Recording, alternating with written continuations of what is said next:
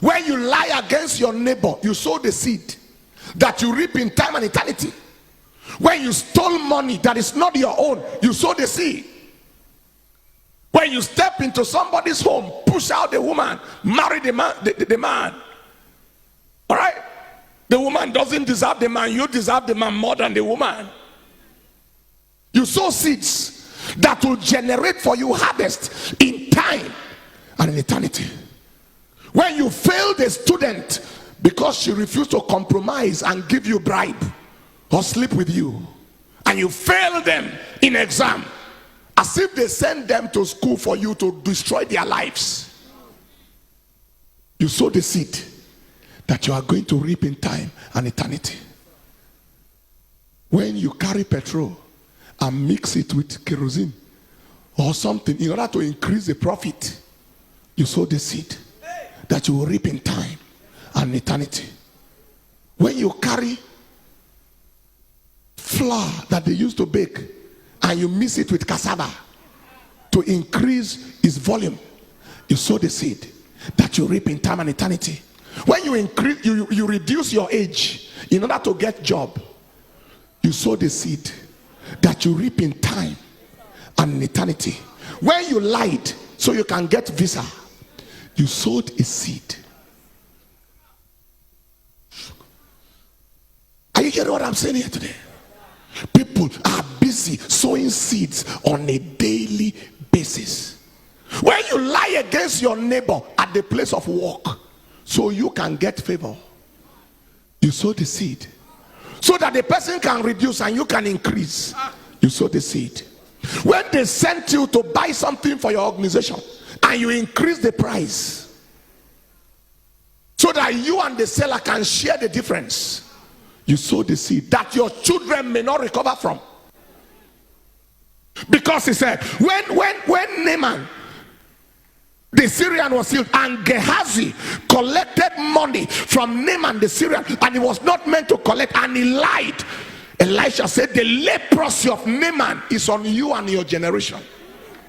There are people who do things today and implicate their children, even children yet unborn. You sow a seed. When you collect bribe to pervert justice, you sow a seed. A seed that you reap in time and eternity. Am I communicating? Take your seed. Beware how you live, because your living is your seeding. Living is seeding. I think it was in my 5th year in medical school. We're doing word round. I think I can remember the word 15, where I met a young man.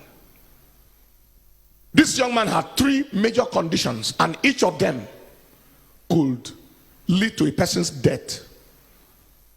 He had number 1, chronic liver disease of alcoholic origin. Number 2, he had constrictive pericarditis, which was also traceable to alcoholism. And number 3, he had pulmonary tuberculosis, all traceable to alcoholism. The young man was 19 years old. 19. He was in Polytechnic.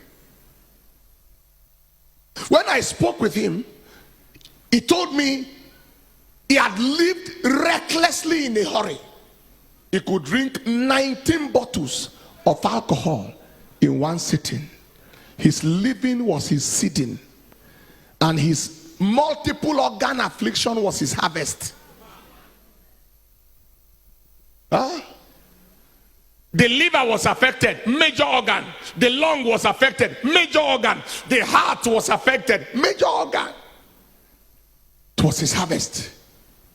I looked at him. I led him to Christ. I said, you wasted your life in a hurry. At a young age, you just finished yourself. But I led him to Christ. And I traveled.